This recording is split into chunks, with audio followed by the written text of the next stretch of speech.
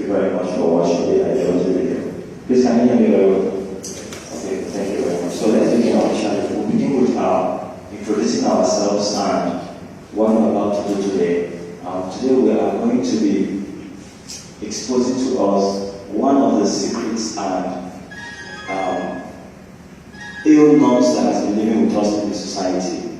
How people are unjustly treated, and how some other people who are in this other side of the equation has the whole money and the whole wealth of our world. And some other people are unjustly treated and they're not paid according to how they're supposed to be paid. So this is the movement and what we are fighting against. Not necessarily because we are making 30% from MMM Nigeria or enriching ourselves through MMM Nigeria. So I will be beginning now. My name is Emmanuel Ukochukwu. I'm a guy here in Shikoku, Nigeria. I reside in Jos Plateau State, but I'm from Anambra State. So we have been doing presentations in different parts of Nigeria, and we have other colleagues also who are also moving around doing presentations in Nigeria. I have my colleague with me, Mr. Chris Bali. Chris is from Delta State, and he's also a participant of Triple N Nigeria. I don't know, do we have any other Triple N Nigeria members among us? Do we have any participating members? Okay, no, we don't have. But I believe that after this presentation that will last more than an hour, we will have participants today in Delta State. So through the video we have been playing earlier, you will see what Triple M is all about. I said earlier that Triple M is a global community. Yesterday on the radio when we had our interview, we are a global community of financial aid and donation exchange. We simply exchange money among ourselves. That is what we do in this community. So MMM is a social network that connects the one who wants to donate money with the one who wants to get this money. So participants transfer money directly to each other, peer-to-peer. Now we all know what peer-to-peer means. Peer-to-peer is when you are circulating something among people, not necessarily when somebody comes in and has to give them or take out. No. When they are giving themselves, that is a peer-to-peer system. So there is no central account in Triple M, and Triple M will never collect your money. So we don't collect money from people. I know yesterday people called into the program and I was asking us on air, do we need to come with money to this venue?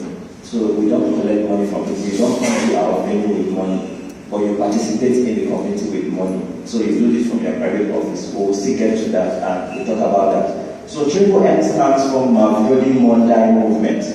Mavrodi Mondai Movement.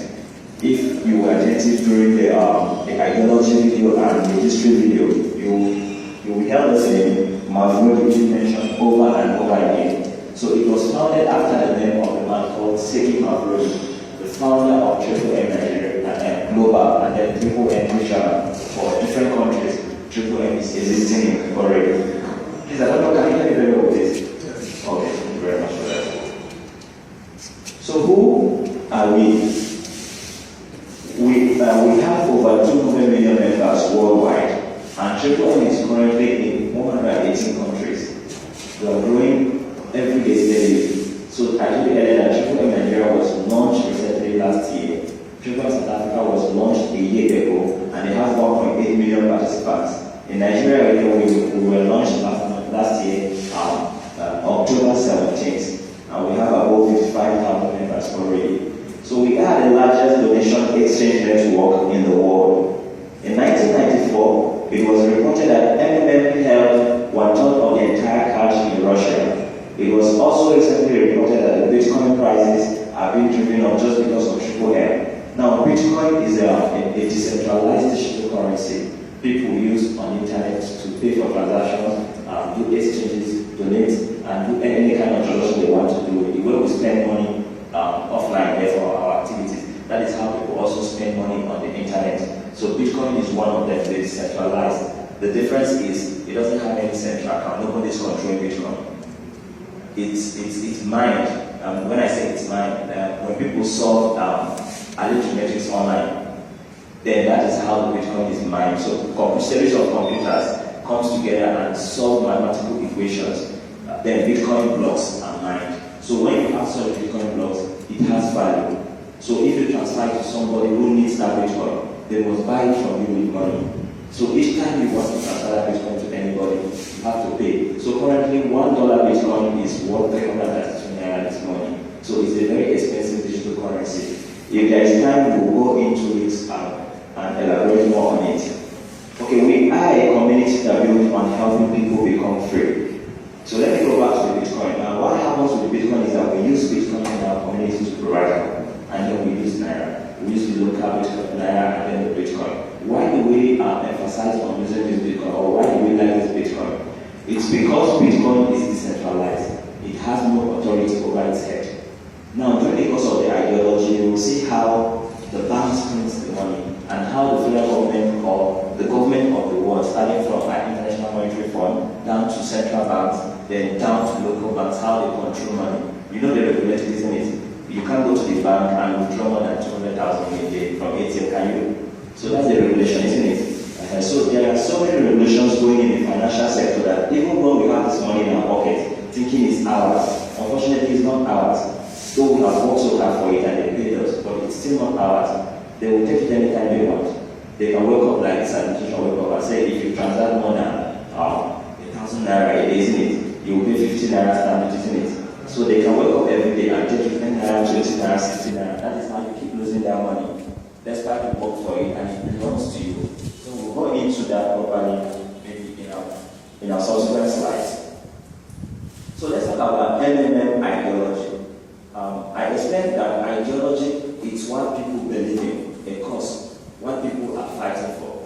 So we believe that the world has a system we call unjust financial system.